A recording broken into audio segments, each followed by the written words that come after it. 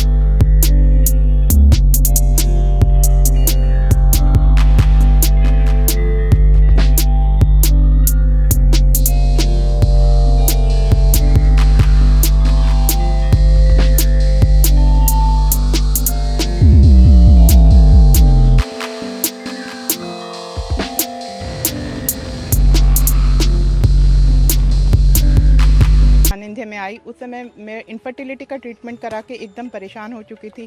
Fatty liver, diabetes, thyroid, जो भी कोई संसार में बीमारियां थी वो सब मुझे थी। और मैं एकदम, मुझे लग रहा था कि मेरा जीवन एकदम निरर्थक हो चुका है और अब मुझे जीना नहीं चाहिए। ये सोच के मैं यहाँ पे एक लास्ट अटैम्प्ट लेने के लिए आई। यहाँ आके डॉक्टर्स ने मुझे योगग्राम में भेजा। योगग्राम में आने के बाद मैं 3 बार योगग्राम आई। उसके बाद 2016 में मुझे प्रभु कृपा और गुरुजी के आशीर्वाद से ये कन्या रूपी रत्न मुझे प्राप्त हुआ। बाबू इधर आओ। शीशा ये सो गई अभी तो। ये बाबा जी का आशीर्वाद, मुझे ये कन्या रूपी रत्न मुझे प्राप्त हुआ। उसके बाद આ છોકરી અત્યારે તો ઉનાળામાં મેં યોગ કરી રહ્યા છે ને તો એને ઊંઘ આવી ગઈ। તો ये बेटी योग का लाइव एग्जाम्पल है। एने इनफर्टिलिटी इतनी ज्यादा थी कि डॉक्टरों ने सबने कह दिया था कि अब इसको औलाद नहीं होगी। उसके अलावा भी सारी बीमारियां भी हो गई थी ट्रीटमेंट कराने की वजह से। बीपी हो गया, शुगर हो गया, थायराइड हो गया, सब कुछ हो गया था मुझे 2014 में। ये राम राम। वो सब अपने आप, मैं आपके यहाँ पे आपके कृपा से मैंने योग करके सब सही करा। उसके बाद ये आई 2016 में। और ये भी कितनी स्मार्ट बच्ची। सब आपका आशीर्वाद है बाबा जी। उसके बाद मुझे लास्ट ईयर नवंबर में कोरोना हुआ। कोरोना के बाद ये सारी बीमारियां फिर से जागृत हो गई। बीपी, शुगर, थायराइड नहीं हुआ, बीपी और शुगर हो गया। उसके बाद अभी कोरोना के बाद मेरा HB डाउनवर्ड ट्रेंड पर आ गया। डाउनवर्ड ट्रेंड पर मतलब वो पहले 11 था, 10 हो गया, 9 हो गया, 7 हो गया। अभी मेरी डॉक्टर ने मुझे बोला कि आपका ये जो हीमोग्लोबिन डाउनवर्ड ट्रेंड पे है डेक्सोरेंज खाने के बाद, डेक्सोरेंज होती है खून बढ़ाने की दवाई, उसके साथ भी अगर ऐसा हो रहा है तो हमें लगता है कहीं आपको ल्यूकीमिया यानी ब्लड कैंसर तो नहीं है, हमें फर्दर इन्वेस्टिगेशंस करनी होंगी। उसके लिए फिर मेरे मन में आया कि मुझे कैसे करके मुझे योगग्राम जाना है, मुझे बाबा जी के सानिध्य में जाना है, उसके बाद मैं कोई इन्वेस्टिगेशंस कराऊंगी। अभी मैं कोई इन्वेस्टिगेशंस नहीं कराई हूँ, लेकिन अब मैं जाने के बाद इन्वेस्टिगेशंस कराऊंगी और मुझे पक्का विश्वास है मुझे कुछ ल्यूकीमिया वुकीमिया कुछ नहीं कुछ नहीं निकला तेरे को। ये सब बाबा जी के आशीर्वाद से। देखो आम लोग को बधाने आम भयभीत करी नाखे, लोगों को डरा देते हैं कि तेरे को ब्लड कैंसर होगा, तेरे को ये होगा, तेरे को ये होगा, तेरे को कुछ नहीं होगा। तो रोज इसलिए बाबा जी मैं यहाँ आपकी कृपा के लिए, आपके आशीर्वाद के लिए पट्टी रोज करना, जीरा धनिया सौंफ का पानी पीना, और ये अनार गाजर चुकंदर जो है ना उसको चबा चबा के खाना, क्योंकि तेरे को शुगर भी है। और यहाँ खत्म हो गई है। हाँ वो तो शुगर, तो फिर भी थोड़ा चबा चबा के थोड़ा थोड़ा खाना है। और जो है तेरे को बोला है वीटाग्रास, एलोवेरा, गिलोय, बथुआ, मेथी, ये चीजें खा। तेरा हीमोग्लोबिन 1 महीने के बाद में 12-14 लेके आएगी। अब यहाँ आऊंगी, मैं पक्का आऊंगी। अब ये इसने तो उन्मेषणी है, क्या नाम बेटा? उन्मेषणी, निमेश, उन्मेष, આ બધા શબ્દ અમે સાંભળ્યા હતા, પણ ઉન્મેષની નામ મને પહેલી बार અમે સાંભળ્યો। पहली बार उन्मेषनी नाम सुना मैंने, लेकिन उन्मेषनी ने जो पाया है वो अप्रतिम है। क्या हो क्या ठीक है? मेरा फैटी लिवर ग्रेड 1 हो गया था, जेनेटिक आर्थराइटिस, माता को आरए पॉजिटिव था और पिताजी का भी आर्थराइटिस था। अभी दुर्भाग्यवश वो 1 महीना पहले ही गुजर गए हैं पिताजी हमारे।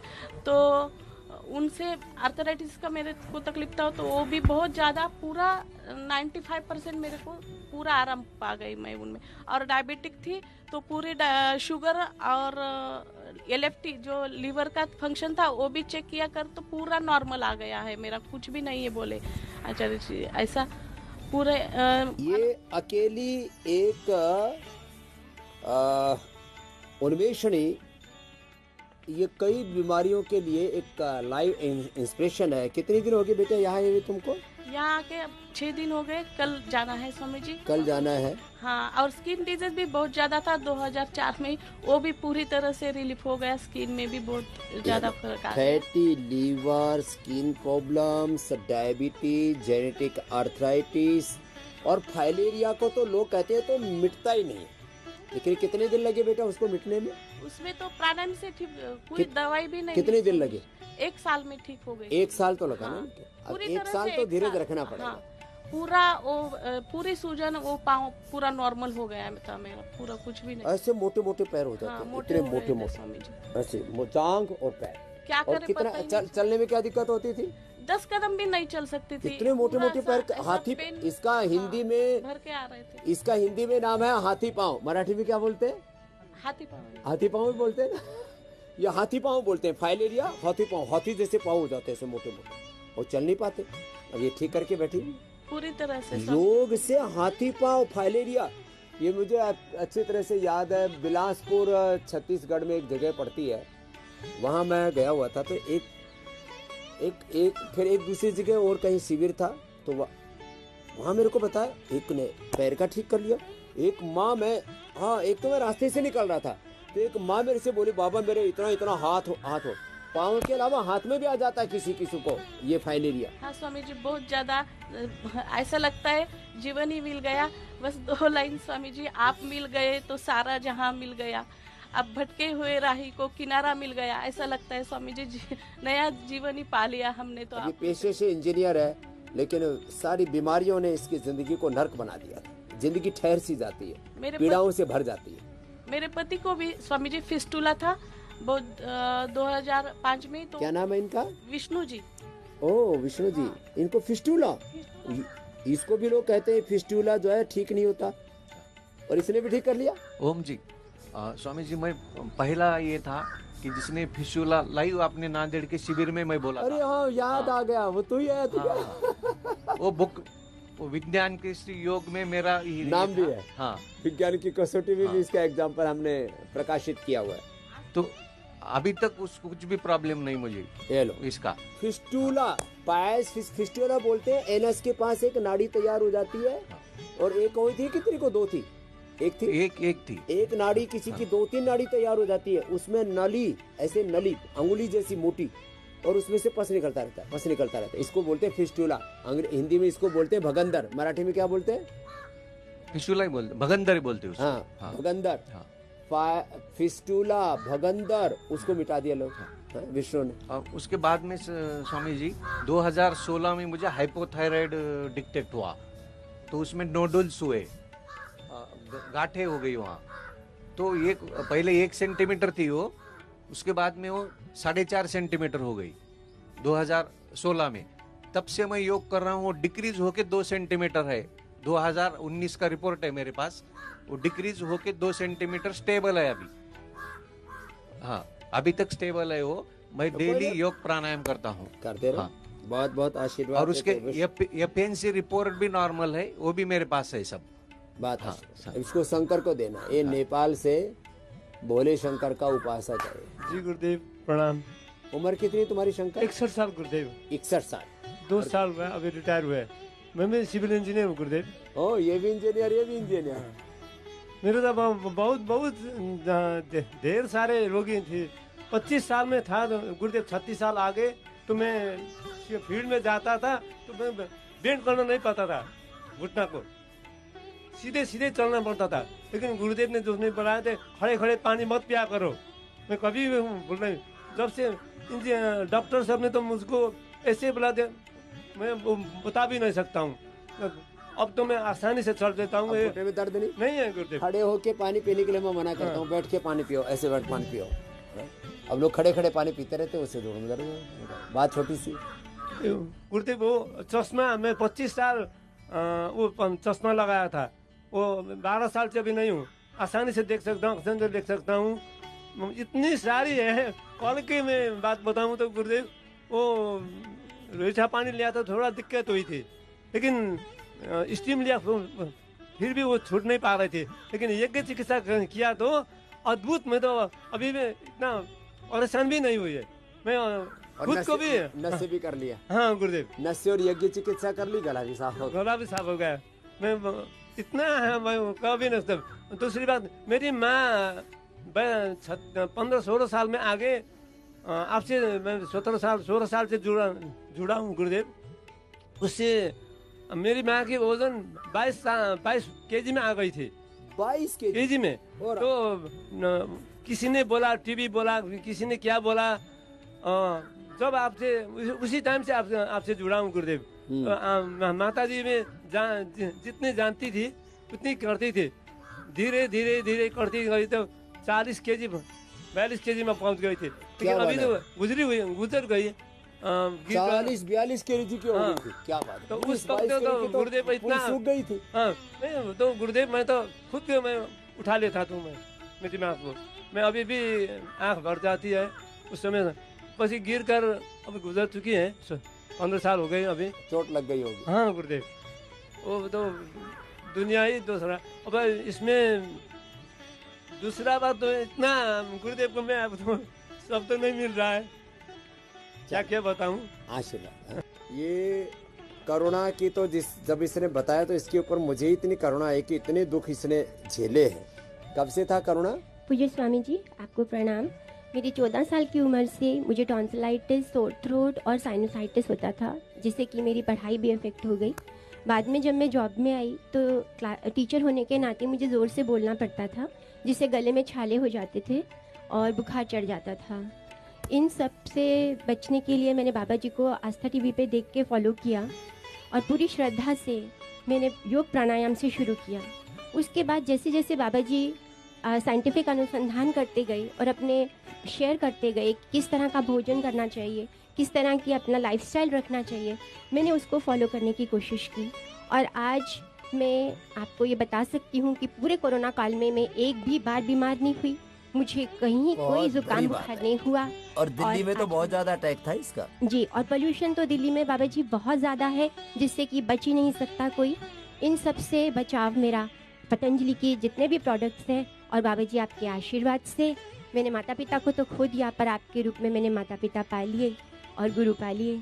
और बस इसी आशीर्वाद से मुझे लगता है बाकी भी मेरी जो ज़िंदगी है वो मैं पतंजलि को ही समर्पित करती हूँ और सेवा में जो भी आपकी आज्ञा हो मैं करूँगी। अभी प्रणाम। अब जो है देखो, सर्दी जुकाम कफ एलर्जी टॉन्सिल, अब कब नाती कब है स्वाति? अभी करुणा हाँ। कब नहाती है अभी? पूज्य बाबा जी, मैं 2:45 उठ जाती हूँ, 3 बजे तक नहा धो के, वरना तो मैं सोच भी नहीं सकती थी इतने सुबह उठना और उसमें स्नान करना। जी थोड़ी देर से उठा कर पूज्य बाबा जी, 3 बजे उठ जाती। कार्तिक महीना चल रहा है ना, अच्छा, इसलिए दिया जलाना होता है मुझे। पूरे 3 बजे उठ जाती है और नहा लेती है। ओम बाबा जी मेरा दोनों दांत जो है वो घिस गया था और मैं चना मकई ये सब नहीं खा पाता था। तो बाबा जी का ये पेस्ट जो मैं करीब 2-3 सालों से यूज कर रहा हूँ, मैं देख रहा हूँ कि मेरा अंदर का जो ये है बाबा जी भरते जा रहा है। वो कैविटी भर रही है जी अपना। जी, कल मैं देखा अचानक, तो देखा कि मैं तो सब चीज खा रहा हूँ, तो उंगली लगाया तो देखा कि पूरा जो ऊपर का लेयर जो बाबा जी रहता है वो पूरा भर गया। ये जोरदार काम कर दिया। दोनों तरफ कैविटी, उंगली बाबा जी ऐसे ऐसे घुस जाती थी, उंगली फंस जाती थी वो दांत के अंदर खाली जगह होगी तो भर गई। और खा नहीं पाता था मैं। बहुत मुझे आश्चर्य हुआ कि बाबा जी का पेस्ट मैं यूज कर रहा हूँ करीब 5 सालों से। हाँ, मंजन और यूज किया कर। जी बाबा जी। वो और अच्छा है। जी ये लो। धन्यवाद बाबा जी। જે વધારે કશું નહીં કરી શકે તો પ્રાણાયામ તો કરી શકે છે, સૂક્ષ્મ વ્યાયામ કરી શકે છે। ફક્ત 5 પ્રાણાયામ ભસ્ત્રિકા, ચલો सब करते हैं। फक्त 5 प्राणायाम।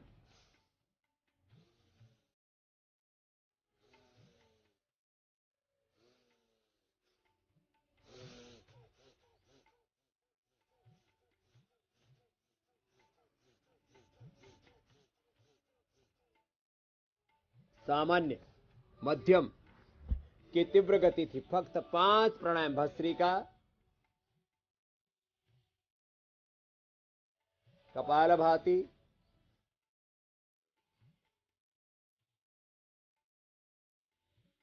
अनुलोम विलोम,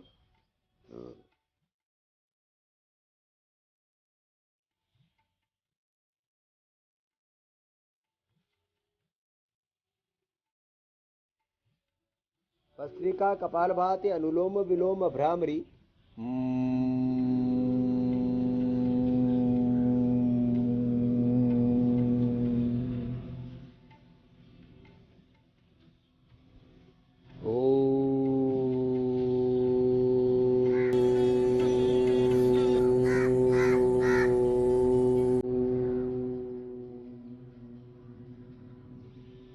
આ 5 તો મુખ્ય પ્રાણાયામ દરેકને કરવા જ જોઈએ। ઓછામાં ઓછો 5 આસનો કરી લેજો, એ બતાવી શકાય। 5 બીજા પ્રાણાયામો રોગ અનુસાર। 3 બંધ સાથે બાહ્ય પ્રાણાયામ।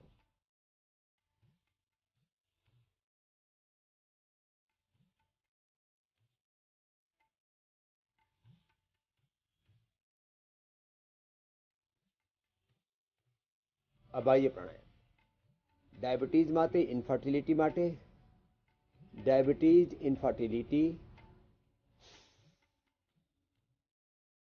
પાયસ પ્રેશર, ફિસ્ટુલા, કોન્સ્ટિપેશન, ઇન્ડાઇजेशन,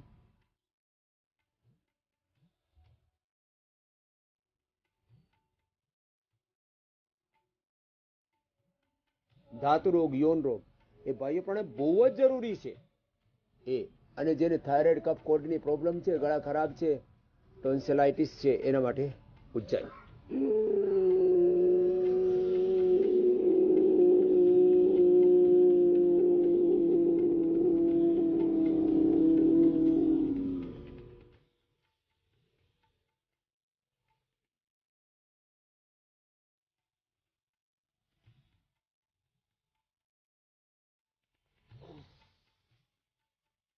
બાહ્ય પ્રાણાયામ ઉજ્જાય। પછી જેને બહુ જ ગરમી છે, બીપી વધેલું છે, સ્ટ્રેસ એન્ઝાઇટી બહુ છે, ને ઊંઘ નથી આવતી, એને શીતળી શીતકારી, જેવા બહાર કાઢીને મોઢાથી શ્વાસ લેવાનો, નાકથી કાઢવાનો, એ શીતળી।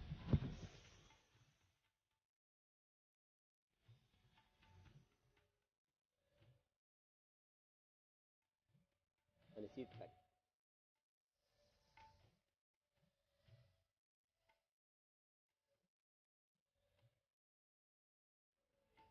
શીતળી શીતકારી। પછી જેને નર્વસ સિસ્ટમ બહુ જ નબળું હોય, ઇમ્યુનિટી બહુ વીક હોય ને, તો ડાબાથી લો, અંદર હોલ્ડ કરીને રાખો,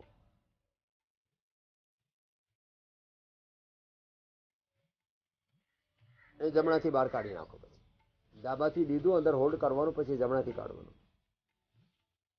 ધીમે ધીમે પછી જમણાથી લેવાનું, અંદર હોલ્ડ કરવાનું.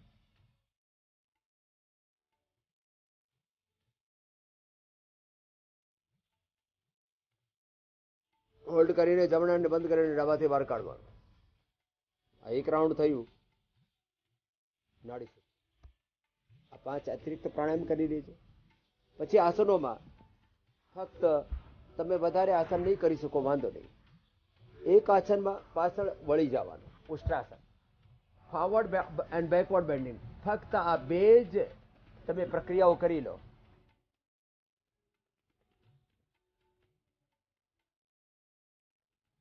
પાછળ આમ વળી જવાનું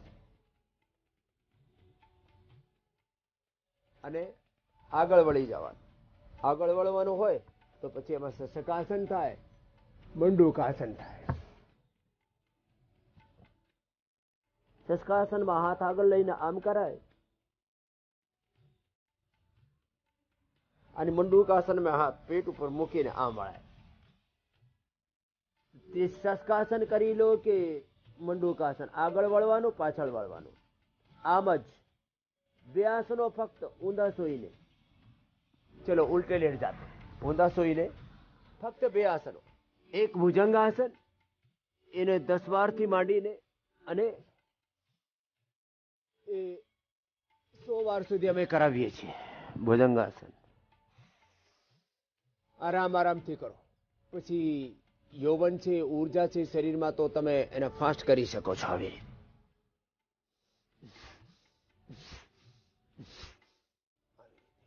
ભુજંગાસન અને આસન.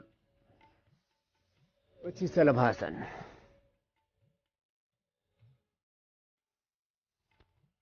આ ભુજંગાસન અને આ સલભાસન. ફક્ત બે આસનો, આગળથી પાછળથી ઉચકવાનું. બિલકુલ સરળ છે. અને સીધા સોઈને સીધે લેટ જાઓ. સીધા સોઈને બિલકુલ સરળ આસનો. પવન મુક્તાસન બધા કરી શકે. પવન મુક્તાસન અને મરકટાસન બે જ આસન કરી લો. પવન મુક્તાસન અને જેનાથી થાય એ મરકટાસન કરી લેજો. એ કમર માટે ભુજંગાસન અને મરકટાસન કરવાથી તો સ્ટ્રક્ચરલ બેલેન્સ પણ સારું થાય. આ બે જ કરી લે. પછી એ બાકીના જે આસનો છે, જેને વજન ઉતારવું હોય તો અર્ધલાસન, પછી જેને બહુ જ પ્રોબ્લેમ હોય ડાયાબિટીસ તો ઉત્તાન પાદાસન, નૌકાસન, સેતુબંધાસન, સર્વાંગાસન, હલાસન. એ બાકી બધાના જે આસનો છે પોતપોતાની શક્તિ પ્રમાણે કરી લેજો. ઓછામાં ઓછા બે આસનો, પવન મુક્તાસન, મરકટાસન, એ તો બધા જ કરી શકે છે. અને રિલેક્સ થવા માટે મરકટાસનની સાથે આ સેતુબંધાસન પણ રિલેક્સ એમાં થાય. જેને બહુ જ વજન વધેલો હોય તો આમ પણ કરી શકાય. આમ એનાથી આલંબન લઈને.